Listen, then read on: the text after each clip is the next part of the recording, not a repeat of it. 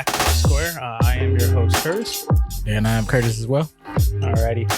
So for this episode, again, welcome back. We are going to be diving more into the off season for the NFL, as this is a pretty dead time of the year. If we all would say, I mean, baseball hasn't started, so the old heads aren't as excited yet. I mean, basketball's in that weird time between All-Star break and heading into that crunch time of the regular season. There is no football, so it's kind of a dead time right now, but it is as exciting as for the NFL as it possibly could be heading into the new league year over the next few weeks here. So there's a lot to talk about. But for today's episode, we are going to be diving into the NFL free agency. So a lot of good guys on the offensive and defensive side of the ball are going to be available. This is a deeper free agency than I thought it was. Kind of heading into this year, but I mean, what are your thoughts on that so far? That was an understatement. I'm thinking I was going to do some research this week, and I'm like, going to come across the top 20 names that's sitting out there floating around. There's about 200 free agents. I didn't even know, like, half the league is a free agent. It's honestly ridiculous. I did not realize how many good guys are available or may be available once the new league here hits. We don't know with the re-signing period is happening right now. A lot of guys are talking about contract situations. We'll get to those guys in a bit. But technically right now, as the season has ended, they are free agents. So we will talk about them, see what the possibilities are. And I know for people wondering, I'm not sure if anybody's picked up on it yet, but we are basically recording a week ahead. So I think before we even get to the free agents this week, we haven't gotten a chance on the show to talk about the trade that happened last week between Carson Wentz and the Philadelphia Eagles heading over to Indianapolis. So, I mean, your first initial reaction to what happened last week? As a Bears fan, and I had to preference it that way, you already know where this is going. I was infuriated. Oh yeah, and I because me and you haven't talked about this yet at all. Not at all. We this had is the first time exchange as soon as it happened. Like, that's crazy. And I don't even remember. It was kind of basically empty, just acknowledging that we both saw what just happened. I don't know if you were saving it for the show. I was kind of just saving it because I was like, why not? Why regurgitate the same conversation here again? I was like, let's. So everybody, for all the listeners, this is a fresh conversation. So we've never discussed this at all yet, and I haven't had anybody to talk to about it or at all. So this is going to be the first time that I bring it up. But your point is exactly right. As a Bears fan, I was a little bit disappointed in the Bears for. I mean. A 2 and a third round pick this year, and then a second round pick next year that can possibly turn into a first round pick depending on how much time Carson Wentz plays next year and if they make the playoffs. So I mean, it's like I feel like this is a huge miss for Chicago. Not even because the big report is that Chicago never even made an offer. You could have laid with that because that's where I was going. I'm like, they made no attempts at this guy whatsoever, which of course makes us question what's going on with the Bears. But this segment is not about the Bears. It's about Carson Wentz. So go. I'll give it back over. So my thoughts on the trade from an objective point of view, taking my Bears fandom out of it, I think that. I think that it's a crazy trade for Indianapolis. Like they didn't really have to give up anything to get him, and they keep their core intact. I mean, right now for me, the only thing Indianapolis has to do to become a legit Super Bowl contender now is get some receivers and some depth behind Jonathan Taylor. Outside of that, this team is stacked and ready to go. Yes, they are. I mean, looking at the trade, even to dissect it, it took really. It seemed like it was really to very little effort given on the Indianapolis part. They didn't have to do much. They didn't have to give up much. They didn't have to wait long. Everything was just convenient for them. And look at this: Phillip Rivers retires, and then we go into free agency within 2 weeks or so. Carson Wentz is not signed; he's traded for. And I mean, like I said, a second round pick and a third round pick and a second that can possibly turn into a first, right? Which is, I think it's going to be a first. There's no way that, because I think if I'm remembering correctly from last week, the stipulation for the conditional pick is that it's a second round pick if Carson Wentz plays 75%, less than 75% of the snaps. If he hits that 75% mark or higher, then it automatically turns into a first for Philadelphia.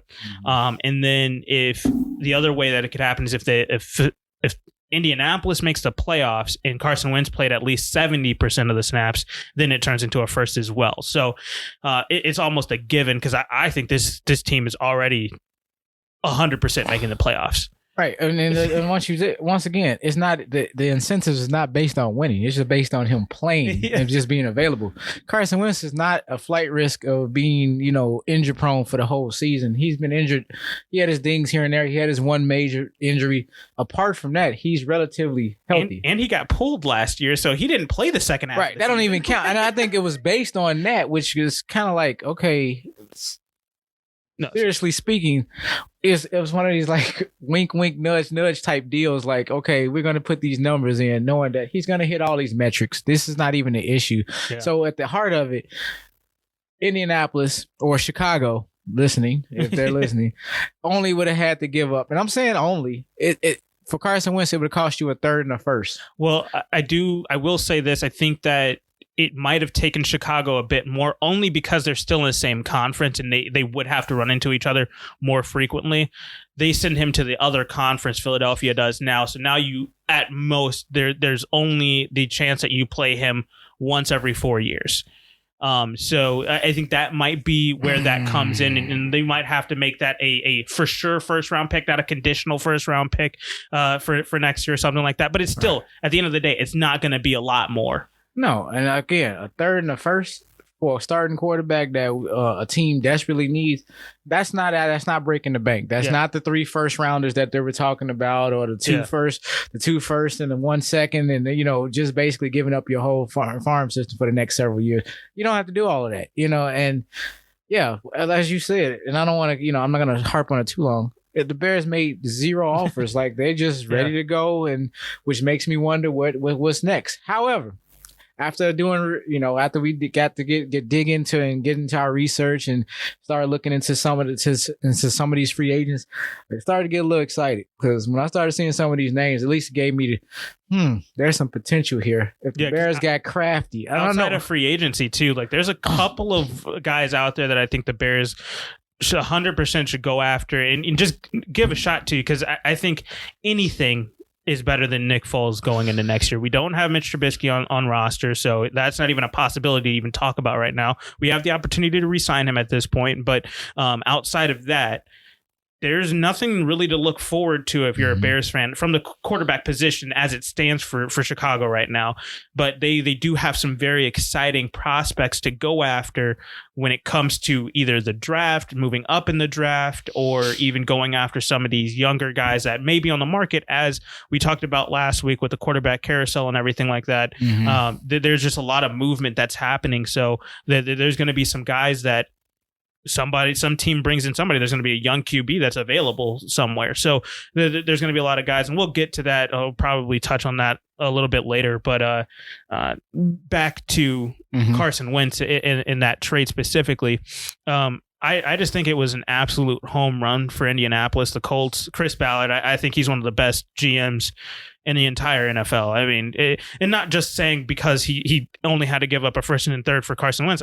There was no market for Carson Wentz, obviously, because there's only 2 teams that were possibly even thinking about him, and only one team made a trade offer. So, like, there really wasn't a market out there for him. I think that Philadelphia really kind of shot themselves in the foot, coming out saying that they wanted a Matthew Stafford type trade deal for Carson Wentz, and that made a lot of people turn off. We're like, we're not even coming to the table to talk to you if that's going to be your point of view. So when that happened, I mean, you saw it. They said it, I think, like a week and a half before the trade actually went through. Oh, the trade's coming in the coming days is what they said. And then 10 days later, we finally got the trade to come through and actually see what the conversation was. So, like I said, home run for Indianapolis, but Philadelphia, you just have to look at them and just wonder where is this team going? Because I don't think it's for certain they're going with Jalen Hurts as their starting quarterback next year. It doesn't look like they're committed to anybody or have a clear direction. They're definitely in this quarterback market now, but it doesn't look like they have really anything they really don't have too many more trade assets to use. They can't trade that conditional pick because it's still tied to some stipulations to next year. So you can't trade the first or the second round pick no matter what right now. So that's already under wraps. You can't do anything with that. You're not going to move the third round pick this year. I don't believe. I don't know what you're going to send, who you're going to send that to get back something. Like what's Philadelphia? What do you think Philadelphia's plan is here? Well, where are they drafting in the first round? Like what number? Yes. Philadelphia is drafting at 6. At 6. Well, it's very simple. They're going to take that 6th pick overall. They're going to find them a quarterback, and they're going to have a quarterback controversy going on into the summer with very mediocre talent. I'm not, as you can see, I'm not even have to list who the quarterback is. I'm like, what other direction are they going to go? They traded away. The question with that would be is who's going to be available at 6, because there's a lot of chatter with the top 10 picks right now on what quarterbacks are taken. I mean, obviously you got Trevor Lawrence going number 1. Mm-hmm. Justin Fields is going to be available at number 2 to the New York Jets, and I think, for me anyway, as just looking at that objectively, I think that they should go with Justin Fields unless they go with Penei Sewell, that tackle, to kind of bolster that offensive line a little bit for whoever the eventual quarterback will be, possibly Deshaun Watson's for the New York Jets. Miami's at 3. They're having the Deshaun Watson talks right now. If that goes through, then they're going to be looking for an offensive lineman. So that does open up the door for some of those quarterbacks to fall. But if they miss out on them, do they go for a quarterback and create some controversy between him and Tua, or do they just stick with Tua and be happy with that they have him? Good questions. 4, you got Atlanta. I mean, they definitely have some questions when it comes to what they're going to be doing with the quarterback position with Matt Ryan. And Matt Ryan's going to be a huge trade asset. I mean, they're definitely going to have to eat a large part of his contract right. to get rid of them if they do decide to go with him. At the end of the day, what I would do if I'm Atlanta, I'm drafting a quarterback, and then I'm holding with Matt Ryan to just kind of nurture him, kind of show him the ropes of the NFL, and try to show him what you know. Because at the end of the day, Matt Ryan's probably he's one of those borderline elite guys. Like he's definitely always, in my opinion, going to be one of the top half starting quarterbacks in the NFL. But he definitely is not in that elite tier with Tom Brady, Aaron Rodgers, Pat Mahomes. Like, he's not up there yet. So I think that he has a lot that he can teach and can just give that knowledge that he has to the new guy there before he can possibly move on, because the cap number that he's going to kind of garner for any trade offers is going to be pretty ridiculous. And then I think at 5, you got Cincinnati. They're not going for a quarterback either. And they're going to be sitting with Joe Burrow, unless they're not sold and and they end up trying to create some quarterback controversy. It's a very weird organization there in Cincinnati. So, I mean, they've done some questionable things in the past. Seriously, I know that you've watched Cincinnati do some questionable things in the past. Yes, so. But I also seen him commit to Joe Burrow. I know Joe Burrow got a vicious injury last year, and he won't be. And he will not be available for week 1 as of this year. So he's coming back mid-season next year. So I really believe they're going to recommit themselves back to him. And they're all in on Joe Burrow for right now, at least for the next couple seasons. That would be in my opinion, that would be the right thing to do. Right now, I'm not going to be surprised if they go in a different direction. Like between this year and next year, would not surprise me at all. It just doesn't. I don't expect it though. Okay. But that's what I'm saying. Like, there's going to be a lot of talk about who's going to take a quarterback. There's a lot of guys right behind Philadelphia that are definitely willing to trade up into that first 5 and get a lot of assets back. So that might be the route they go. I mean, that's a good option for them, that they might trade out of the pick, because really, what game change, if they're really going to get a game changer at 6, at quarterback, or are they going to go in a whole different direction? They might bolster that defense. Who knows? I don't. Because there's a lot of different ways that you can go with it for Philadelphia. So I just think at the end of the day, them trading away a quarterback for honestly a bag of chips and a couple $100 is basically what that trade was. It wasn't that much in return. They didn't get the assets back that I thought Carson Wentz was really going to garner. I thought it was going to be at least a 2 this year. Right. But it turned out it was only a 3 and a possible first next year. So, I mean, there's a lot of questions for Philadelphia moving forward. But again, Indianapolis, they're one of my favorites in the AFC going into next year, just based off of what they were able to do this year with Phillip Rivers and making the playoffs and really giving Buffalo a run for their money. If Carson Wentz if Frank Reich can get Carson Wentz into an offense that has the weapons on the outside that stay healthy. They have a really good training staff out there. They usually have guys that are going to be available for at least 13, 14, 15 games a year. They don't really have too many guys sitting out for season-ending injuries or anything like that. And then at the end of the day, you have Jonathan Taylor. You have a top 15 defense. I think if Carson Wentz just comes in and just doesn't F it up, they're going to be one of the toughest teams to beat in the AFC. 3 seed, definitely. That's my bold prediction for them. I see them jumping from the 7 to the 3. Just basically trailing Kansas City and Buffalo. And I'm only saying, I mean, granted, they almost beat Buffalo in the playoffs. Yeah, I'm saying they possibly could get that 2 seed. Just if that's out of respect to the fact that Buffalo won, I'm going to put them at 3 just until they actually beat them. But that's fair. But as you're saying, I want to reiterate that as long as Carson Wentz just goes in, does his job, being something a little bit more better than a game manager, and just be Carson, and just, and he'll be fine. The rest of the team will do the rest of the work for him. And like I say, as long as he just don't F it up, he should. There's a 3 seed. There's a division. There's a AFC South division title waiting on you. Yeah. And I mean, like, here we go. It's going to be them or Tennessee, and I don't see Tennessee stacking up against this team as well. Again, this is all waiting to see what happens with the free agency, because there's a lot of movement that could be happening.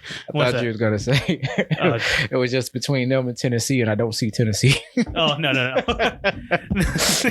Like, wow. No, Tennessee, no, in all honesty, because last year I said Tennessee was going to regress, and I actually had Houston holding on to that top seed. Did not foresee any, because I made that prediction before the DeAndre Hopkins trade happened. So, in all fairness, that was it.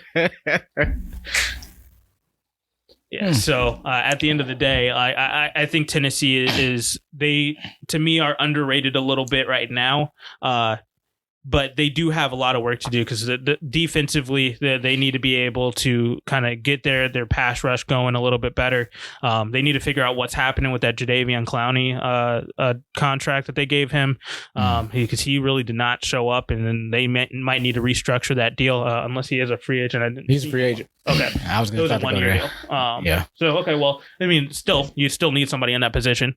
So there's a lot of things for Tennessee to kind of figure out, but that's going to be a very interesting matchup. That's going to be one of those storylines next year that I'm going to be following, at least, just kind of watching how those top 2 kind of juggernauts in the AFC South kind of duke it out this year. No, I'm not going to watch it. I started the show by saying that I'm a Bears fan, so.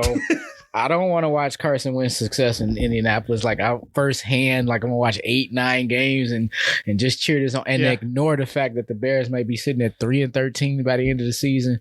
I'm throwing. I don't even know what the Bears roster is gonna look like next year, let alone.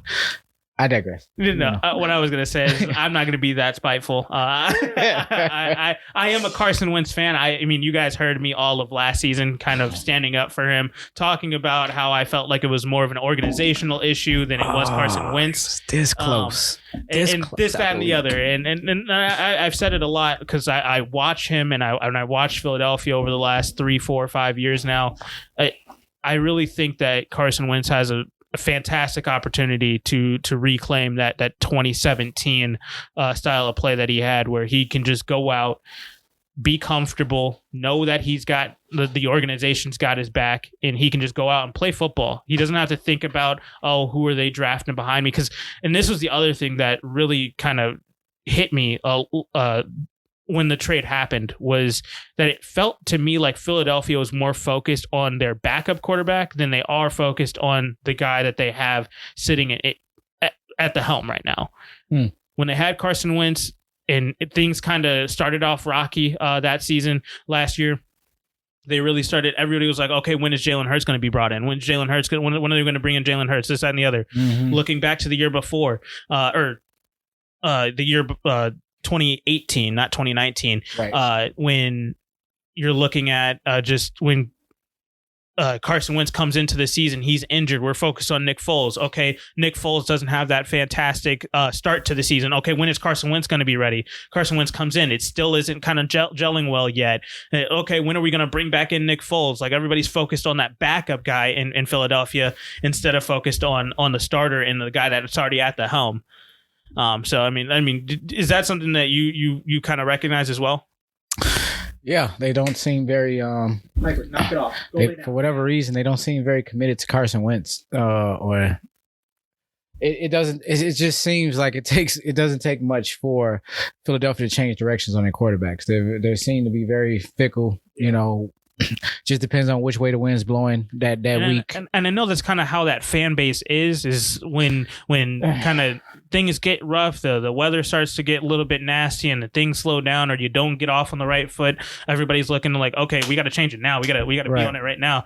But at the end of the day, this is football. It takes time to put it together. The first 4 weeks of the NFL season, I always say that is the preseason for these guys, because at the end of the day, they're not these vets that's starting in the NFL aren't playing in the preseason at all. They're not doing any of those live game action drills. They have that one week 3, week 2 of the preseason where they come out and they run through it for the first half of the game. But outside of that, they're going half speed during that game. They're really not. They're doing everything they can to not get injured. They're really focused on injuries. They're not focused on playing football.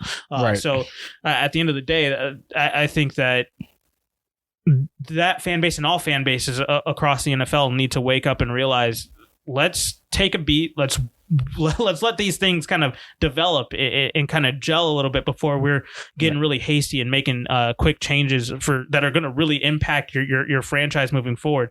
I.e., Chicago moving off of Mitch Trubisky way too fast in that Atlanta game. Yes. I.e., Philadelphia with Jalen Hurts, and just the bevy of teams that are just willing to make a quick change just because things started off a little bit rocky. That's NFL. That's NFL football. Things are there's gonna be hard times. It's gonna be some adversity at some points throughout the season. So I think that's something that we need to learn, and hopefully we're able to see the resurgence of Carson Wentz's career moving forward here.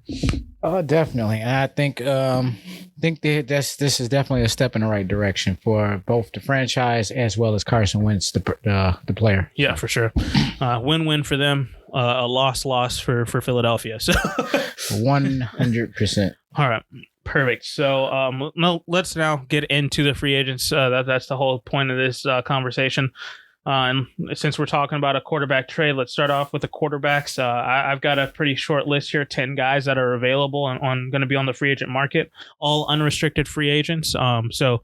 I think the biggest one is obviously Dak Prescott. He is a NFL free agent as it stands right now. Can be franchise tag, probably the most likely outcome. But what are your thoughts on Dak Prescott being on the market? I think it's a mess in Dallas right now because in light of everything that's happened, there's still no deal to be made. And this, everyone's going on record, Jerry Jones, about this is our guy. And so, but if this is your guy, why is your guy not signed? Yeah. And we're watching trades happen. Free agency is about to start happening now. And it's really going to be like, what's going on here in Dallas? And because at this point, Dak has to be asking himself a couple of questions about really where is his future going to really be come next year? Because it just might not be in Dallas. I don't know about you. It's starting to feel a little different right now in Dallas because the quietness, I don't think Dallas was in a position to just kind of sit on this situation, and right now they don't even have a quarterback under contract whatsoever. Yep. So it really, really makes me question what direction are they going in? And yeah. So for me, what it sounded like, because today I just was woke up, was looking at some videos on YouTube from ESPN and Fox and whatnot, just kind of seeing what the talk was. And they did start having the conversation about, are they going to franchise tag him? Are they going to re-sign him? And at the end of the day, they really just didn't. It doesn't sound like Jerry Jones is ready to commit to Dak Prescott moving forward. And I'm not exactly sure why. I mean, at the end of the day, again, I know they haven't had playoff success. No Jerry Jones Dallas Cowboy team since the 90s has. But at the end of the day, if you're really going to be in the market for a quarterback, you've got to make a decision now if you're going to franchise tag him or not. I mean, I know it's really hard for them to put a $40 million or $38 million, whatever the number for the franchise tag is going to be this year. 38. $38 million franchise tag on a player right now, as we don't even know what the salary cap is going to be. But at the end of the day, this is your franchise guy. This is a guy that has gone to bat for you. He has been the consummate professional, if you will, the guy that's going to be the kind of liaison between the players and the organization. He's done all of your bidding for you when it comes to kind of leading these guys in the locker room and keeping everybody in line. Nobody talking out against Jerry Jones and the organization and this, that, and the other. He's been that guy. He's gone to bat for you time and time again. So if he's your guy, if that's what you keep wanting to say, why are you not putting your money where your mouth is? I know Jerry Jones came out with that famous quote a few years ago, "I don't get cramps writing checks," and all that stuff. But at the end of the day, it looks like you have when it comes to Dak Prescott, and it's the only guy you've had an issue writing a check to. Exactly. So the only man that has gotten paid. Yeah, so. You've paid everybody else on that roster except for Dak Prescott. And now I think, again, because last year the whole talk was, well, it's coming down to the length of years for his contract, whether it's going to be a 4-year deal, which Dak wants because he wants to be back on the market when that new TV deal hits, or if you want a 5-year deal just to keep him for longer. At the end of the day, that's a 4-year deal is a better option for the organization, because if you get to that 4th year, you can re-sign him at that point. You know what the money's going to look like, because that TV deal, I think, is supposed to be put all in place a year and a half before the current contract is up. Does he have a no trade clause? Dak Prescott? Yeah. No, because he's on the franchise tag. Okay, if they wanted to be, wow, this is really semantics at this point. I mean, like, goodness, give him the 4 years. If you don't want to pay him on the 4th year, when the 4th year comes, reevaluate. Where is he? Is he leading your franchise? All right, maybe we need to eat the cost and just, okay, we'll give in to the deal, or trade him. You know, I'm like, he doesn't have a trade. You know, he doesn't have a no trade clause. I'm like, but this is 3 years from now. Like, yeah. What are you? Go ahead.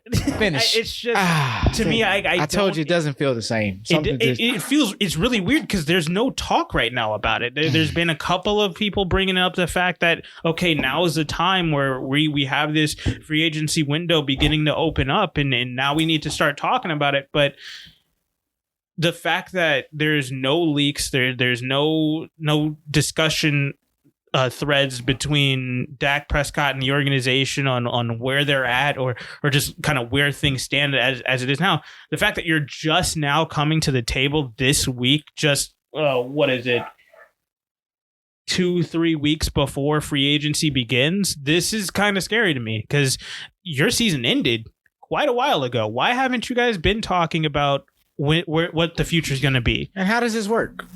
Free agency starts. Who are you signing? Based on what personnel? I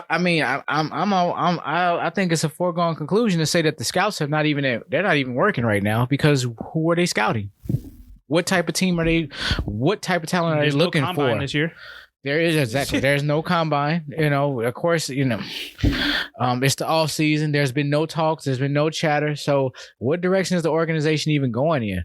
What would the scouts be looking at? Everything? You know, just I see Dallas. It looks like it's going to be this can be a potential disaster coming into next year. The only benefit of the doubt that I can give the organization of Dallas is the fact that we just don't know what the salary cap is going to be next year.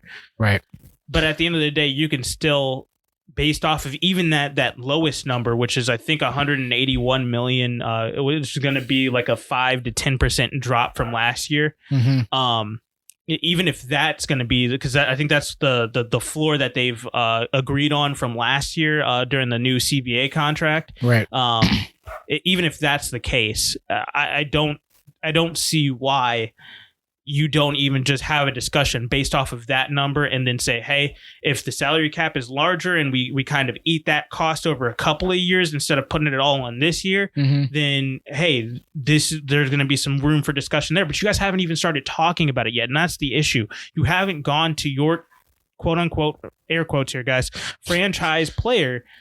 And the fact that you're not going to him and talking to him about this says to me he's not. And I feel like I'm getting closer and closer to believing that Jerry Jones is over Dak Prescott. And I'm not exactly sure why. I don't know who's in his ear. I don't know if his son, Stephen Jones, has kind of talked to him about going ahead and making that decision on Dak Prescott right here, right now, or who's in his ear talking to him, giving him any sort of advice on what's going on right now.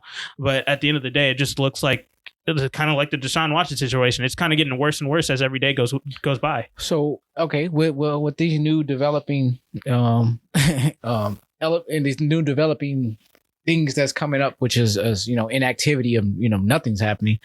What would be a potential spot for him? Seeing that, apart from the franchise tag thing in Dallas, they say that doesn't happen. Yeah, he's hit the market. He's moving on. He's in free agency. He's hit the market now. Well, what's a good list? So here's the teams that are in desperate need of a quarterback. Jacksonville, like I said, I don't ever foresee them going for any new free agent quarterback, even if it is Deshaun Watson, because they have that number 1 overall pick. I think it's Trevor Lawrence all the way to Jacksonville, no matter what the situation is. That's a slam dunk. Yeah. The Jets, I don't really see Dak wanting to go into a situation with the Jets right now. I think he's ready to win, and he's been in the playoffs before. I think he's ready to win in the playoffs now. Okay. Carolina, I think that would be a good situation for them. I know Carolina's come up in the Deshaun Watson talks as of late, and I know there is a report that they're salary dumping right now, trying to figure out who they want to cut to try to make room to have Deshaun Watson come in. I don't think they win right now mode, though. That's my thing. It's like not to say that a quarterback wouldn't fix their situation, but honestly, a quarterback wouldn't fix their situation. I just don't think that I think that's going to be another Houston situation if they go into that with Deshaun Watson. So I really don't see that one happening. Denver, I think, is a really good spot for any free agent or quarterback looking to get traded to go to. I kind of like the Denver situation. I'm still not 100% sold on Vic Fangio being a head coach. But with the roster that's there, there's a couple of free agents on the defensive side of the ball that need to get figured out. But on the offensive side, I think they've got a decent offensive line that can protect you pretty well, keep you upright for most of the game. And then at the end of the day, they've got those weapons: Phillip Lindsay in the backfield, Cortland Sutton, Jerry Jeudy, and whoever they get in the draft. I mean, I think that might be a good spot for Dak or Deshaun, whoever wants to go after him. Dallas clearly needs a quarterback. San Francisco, they're kind of in talks. I know Jimmy Garoppolo just came out earlier today or earlier this week saying that he is open to the idea of getting traded, as San Francisco has been putting out their leaks saying that they're not completely sold on Jimmy Garoppolo. I think Jimmy Garoppolo is just kind of responded with his own leak saying that he's open to the idea of being traded. So it sounds like there's a lot of quarterback organizational rifts happening in the NFL right now. Russell Wilson is having his own thing up in Seattle. So there's a lot of that going on right now, where there's a lot of kind of, let me take this jab at you in the media. Let's take that jab back at you in the media. This back and forth. A lot of power flexing going on right now. New England clearly needs a quarterback, kind of figure out their situation. Washington, Chicago, Indianapolis, but this list was made before the Carson Wentz trade. Pittsburgh and New Orleans, depending on what happens with Drew Brees and if he's going to retire or not. That still is not confirmed yet. I think that's where everybody is leaning. But if he does end up retiring, New Orleans definitely would need to fill that void, whether it's with Jameis Winston or Taysom Hill or going to find a new guy. So those are the ones that I think are in need of a quarterback. There's clearly a lot of teams looking to kind of posture and kind of switch around things right now. So there's a bevy of possibilities that he could go to where he could sign somewhere and they can immediately trade whoever they have somewhere else to get some more assets, trying to bolster their offensive line, whoever he goes to. But yeah. Okay, that's fair. I don't know. I got a strange feeling that as you put it, like, yeah, there is a lot of need for quarterbacks, but I think his movement is not necessarily going to be based on a need. I think it's going to be based on something totally different, where it's a scenario is going to come up, as opposed to a team that's quarterback needy is going to grab him. Where I think who has probably the best, who are in the best position, the best position to obtain them, not necessarily the best position to, harvest his talents necessarily right when he gets there, which is you already mentioned was actually the Jets. I don't think he's going to be interested in that job, and I understand. However, I think they have the assets to obtain him and to sign him. However, once that's done, that's just step one. I mean, is he committed enough to allow them to build a team around him? And this is the problem with a lot of teams right now that are in quarterback need. If you are continuing to wait, the situation like Indianapolis or the situation with Detroit and LA will happen where, screw it, I don't care what Houston thinks. I don't care what Dallas is doing at this point anymore. These quarterbacks that you say are available, you're not willing to trade to me. Let me go look elsewhere to fill this void so I can move on and I can say, hey, this is our guy, and let's go build around this guy. Because if you wait until just before the draft, if you wait until just before, after the draft, whatever it may be, right before the season, you're going to be looking at a team that's just like, well, everybody's got it all filled out already. They're already moving on. They're already looking to next year.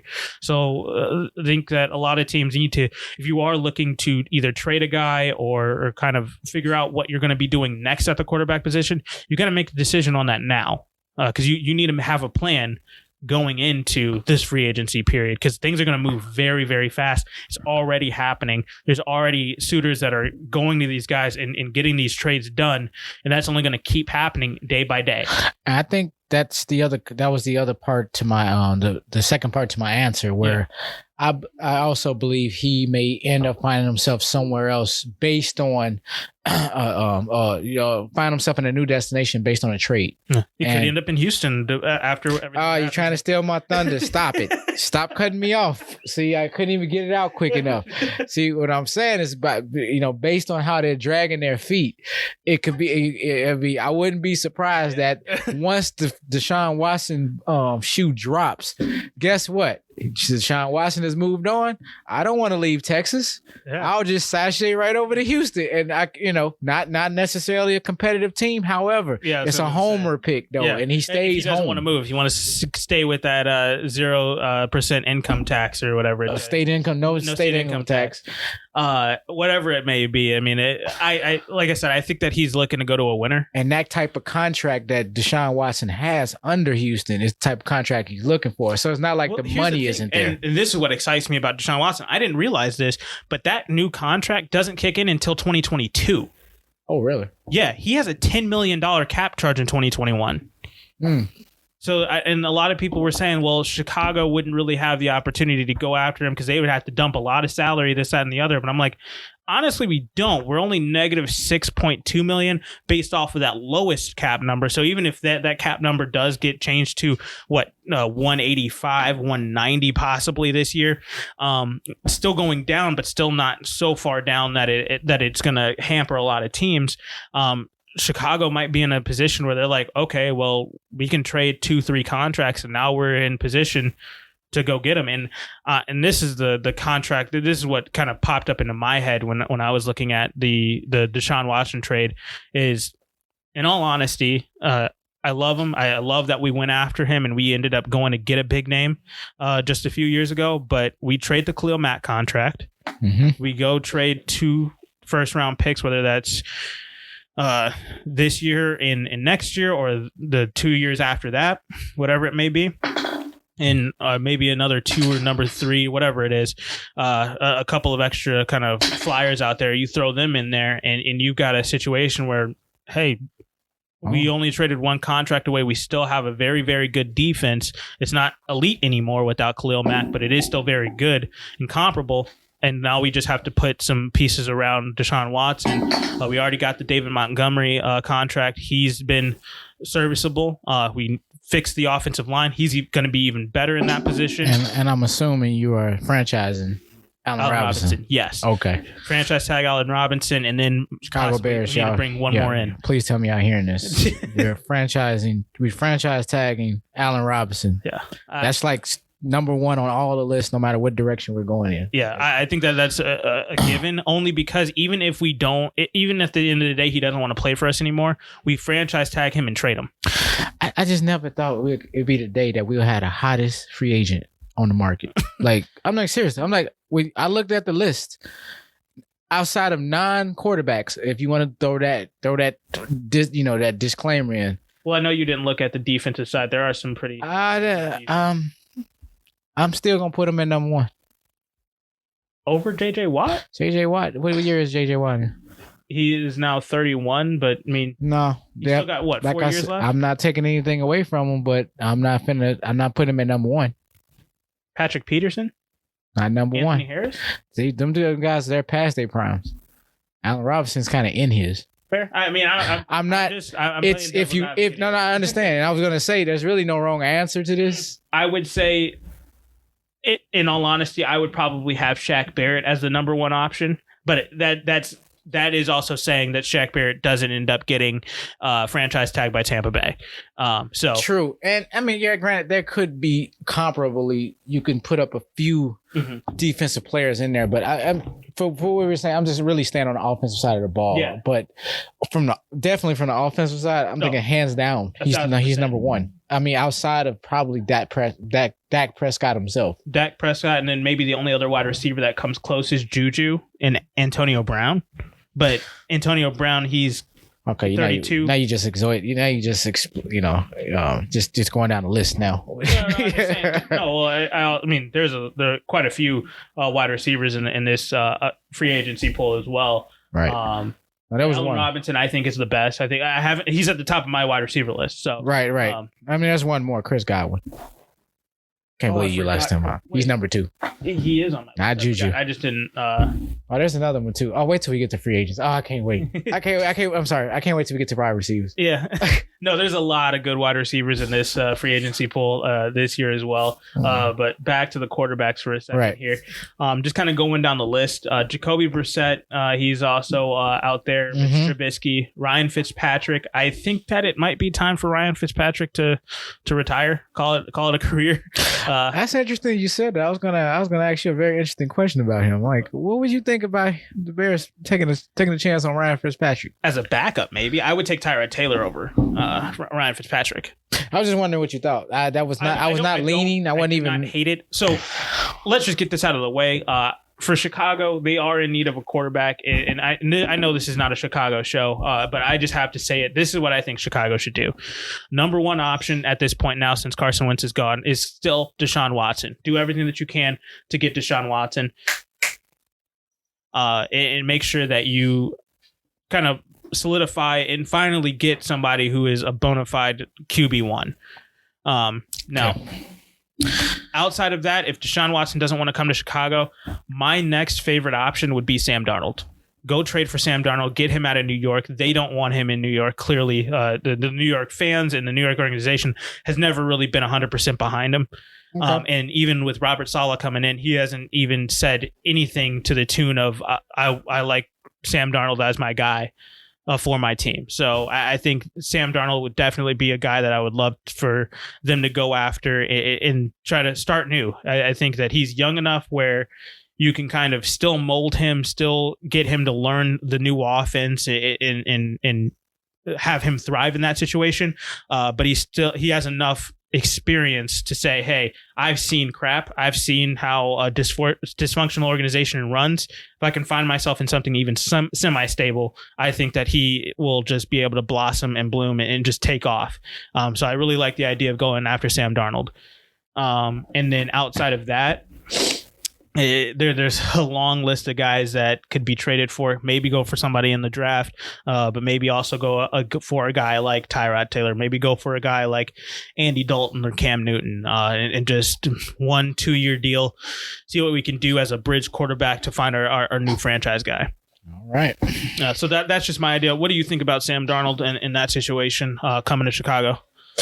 I'm more open today than I have been. I wouldn't rule it out. It's not at the top of my list, but I think it's a better option than where we're at right now. Because I think anything's better than running it back with Nick Foles. I don't see.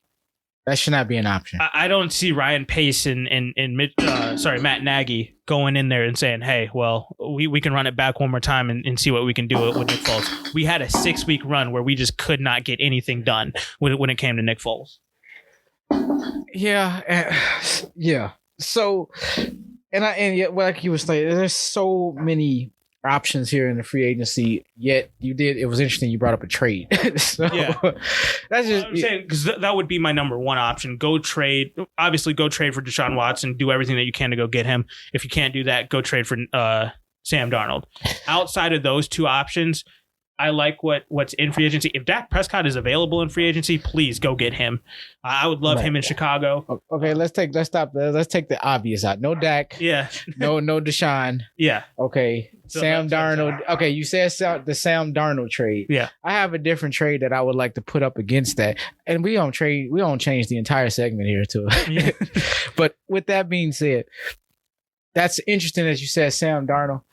My choice, if I had to choose, it would be Jameis Winston.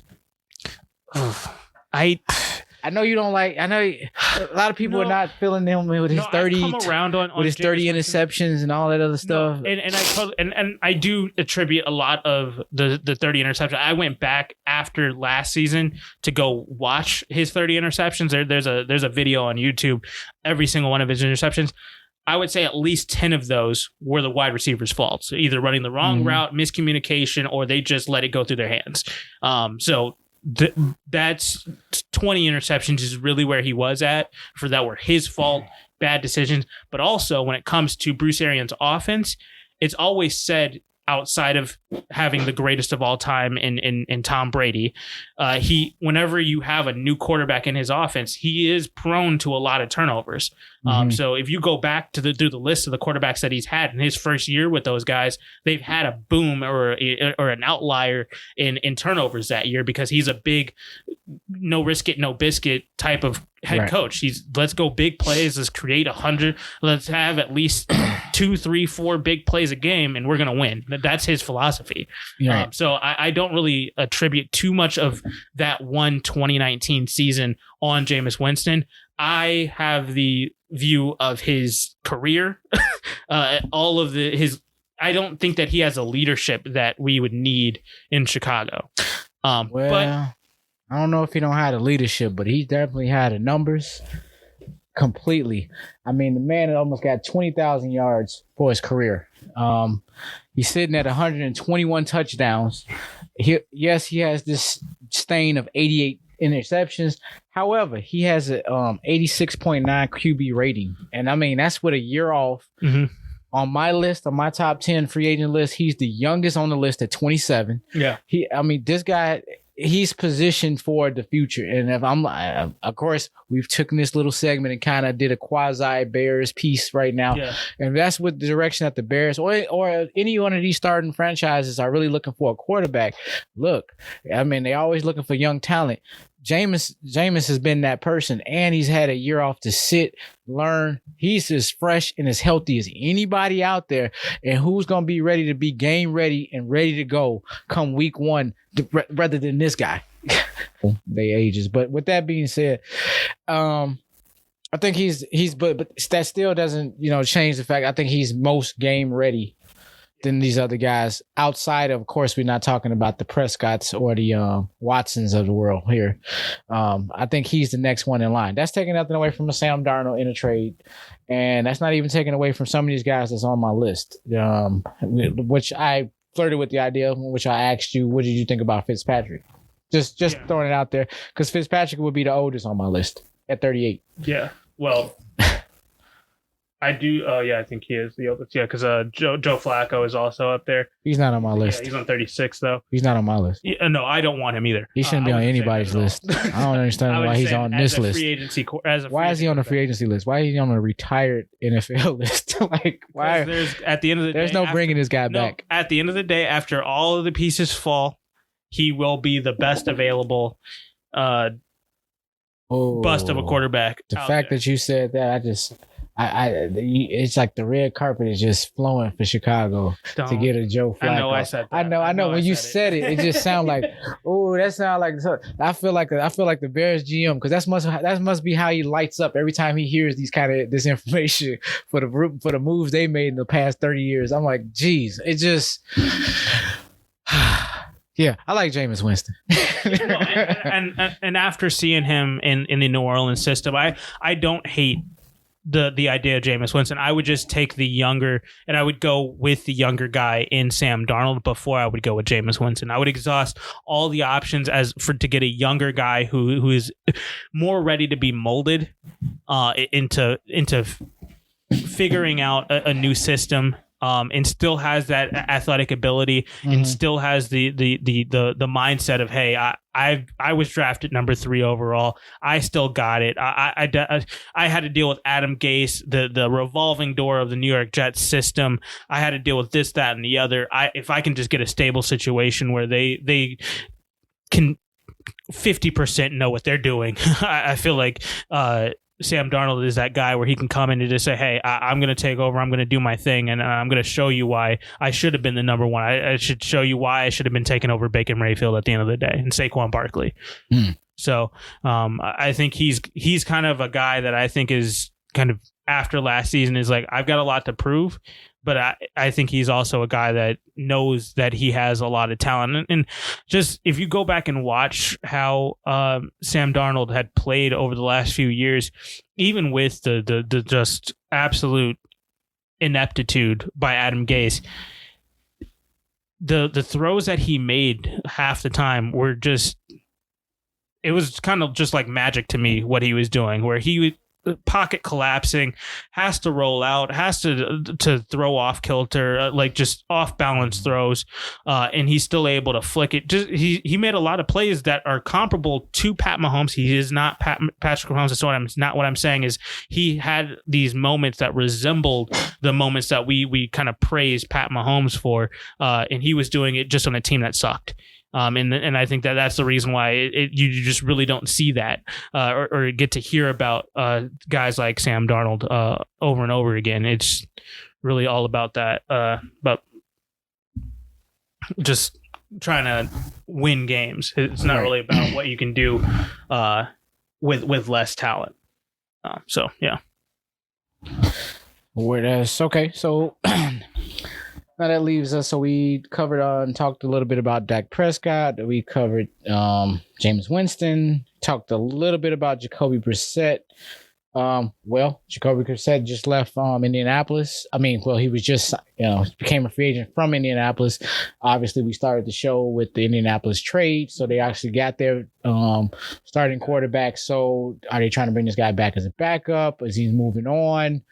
What do you see a market for this guy? I don't know if anybody's going to go after him to be their starting quarterback, just because, again, we haven't seen much of him. But what we have seen has been fairly good when it comes to Jacoby Brissett. I don't think he's put anything horrendous on tape. So at the end of the day, I think that anybody who has a quarterback competition, maybe he goes to Philadelphia and goes to challenge Jalen Hurts for that job. Maybe he goes and challenges down in New Orleans. I don't know. There's a lot of possibilities for him. If he wants to, I think he might want to do what I think Mitch Trubisky should do. Go find a team that has a legend at quarterback and go sit behind him and kind of build up your resume, just kind of learn from them. Mm-hmm. I know Jacoby Brissett's kind of up there. He's 28. And so maybe that might not work out for him, just being that he is a little bit older and he just kind of needs to do something now, and his prime is just starting. Mm-hmm. But it's kind of up to him where he wants to go. If he wants to try to go compete for a starting job, or if he wants to kind of learn a little bit more and sit behind somebody and see what he can do in a couple years. All right. Well, that remains to be seen. I don't see him looking for a backup job. I can see this guy being very aggressive, trying to snag a starting job somewhere, try to land him a 3-year deal somewhere, and go off into the sunset and call it a career. But we shall see. I was just curious to see, considering that all the turnover at quarterback in Indianapolis, where he would probably, what his destination would be. Yeah. Any dark horse quarterback free agents that you think is out there that no one's really talking about, but they're out there? Tyrod Taylor. He's my guy. I think that he's one of those guys that if once the pieces fall and you're looking at kind of the dust settles with everything happening with Deshaun Watson, Dak Prescott, everything going on with all these guys that kind of want to be on the move right now, and draft happens, those young guys come in, Tyrod Taylor might find him in another spot where, hey, I'm going to compete for that starting job, whether it's against another young guy or whether it's any situation where maybe one of these teams just didn't end up getting one of the guys that they wanted, and now they're stuck in limbo. And after the draft happens, Tyrod Taylor sitting there. Maybe Chicago messes it up and he ends up there. I don't know. There's a lot of situations where he could end up, because the big thing is that with the quarterback movement, where there's a lot of these guys that are looking for trades, Russell Wilson, possibly Aaron Rodgers, like these guys may be on the move this year. They might want to get a trade. So Seattle, Green Bay, Houston, Dallas, all of these teams, a lot of these teams that have a quarterback right now might not have a quarterback in the next couple of months. So when those opportunities open up, boom, I think Tyrod Taylor might want to move into one of those spots, and he might really, because he did well in Buffalo. He led them to the playoffs. It's a really bad team. That team, you got to remember, was absolutely crap. They really didn't have anything for him to throw to. They had a horrible offensive line. That's the beginnings of this Buffalo defense that we're seeing today. This was when that Buffalo defense was really young, so they still hadn't figured it out yet. So I mean, Tyrod Taylor, he's coming into a situation where I think he might find himself in that kind of Cam Newton role from last year, where they ended up with that guy. How is he still available at this point? Is what we're going to be saying when he ends up signing his deal. That's what I think. Okay. I didn't have much on what Tyrod. I know he's on my list, but I was very curious. It's more of a curiosity, like, man, what is his market right now? Considering that he did have that unforeseen injury that happened.